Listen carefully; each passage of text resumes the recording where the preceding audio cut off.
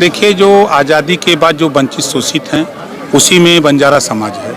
चाहे राजनीतिक भागीदारी की बात हो, चाहे शिक्षा की बात हो, स्वास्थ्य की बात हो, रोजगार की बात हो, आवास, शौचालय, पेंशन की बात हो, तो ये उससे बहुत दूर है।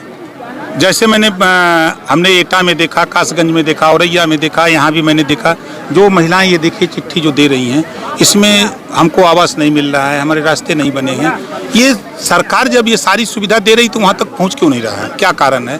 तो हम लोग इनको जगा करके कि आप इस बात को लेकर के अपने क्षेत्रीय विधायक, अपने प्रधान, अपने जो सांसद हैं उनसे मिलो और मिल करके उस समस्या का समाधान कराओ। अगर वो नहीं सुनते तो हमको बताओ।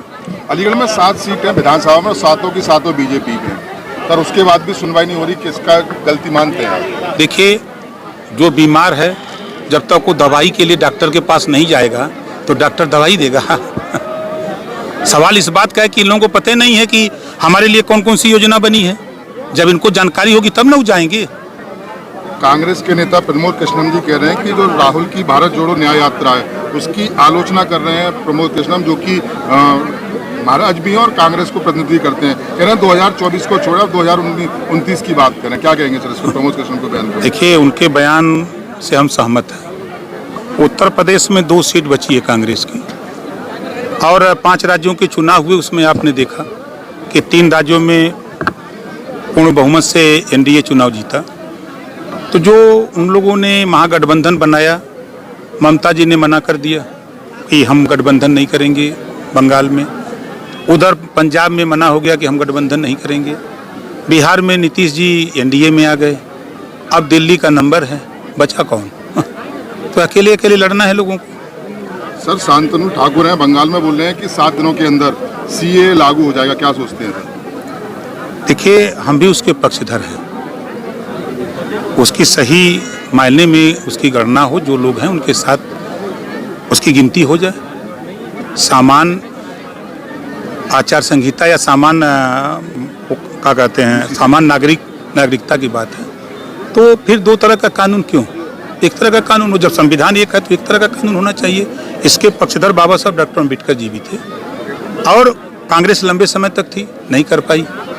पहल शुरू किया लेकिन नहीं कर पाई। तो आज अगर उस काम को कर रहे हैं तो ये विपक्ष के लोग सिर्फ विरोध करने का काम करते हैं। उत्तराखंड के वक्फ बोर्ड के चेयरमैन है शादाब सब, वो कह रहे हैं कि आधुनिक मदरसों में औरंगजेब के बारे में क्यों पढ़ाया जाए, हम रामायण के बारे में बताएं, नबी के बारे में पढ़ाएं। क्या लेता है सर, किस तरीके का फैसला, क्योंकि मार्च में आधुनिक जो मदरसों में फैसला भी आने वाला है? देखिए, जब संविधान एक है और देश एक है, प्रधानमंत्री एक है, राष्ट्रपति एक है, तो हम तो एक कानून के लिए वकालत करते हैं कि एक समान शिक्षा क्यों नहीं लागू होती है, सबको एक समान हो। इस बात को लेकर के हम लोग लड़ाई लड़ते हैं। जी, तो मदरसे में अलग पढ़ाई, कॉन्वेंट में अलग, प्राइमरी में अलग, ये अलग अलग क्यों, एक हो। सर, बहुत इंतजार हो गया, अब कितना इंतजार और बाकी है? क्योंकि लगातार हम देख रहे हैं। अगली बार जब आएंगे तो इंतजार खत्म रहेगा। क्या कहेंगे, आपने एक बयान दिया था कि अगर अखिलेश यादव को श्राप दे दिया तो पीलिया हो जाएगा, कब होने वाला है सर पीलिया? देखिए, आप उनको उठा के देखिए, सीएम थे, सांसद बने, सीएम से सांसद और सांसद से विधायक।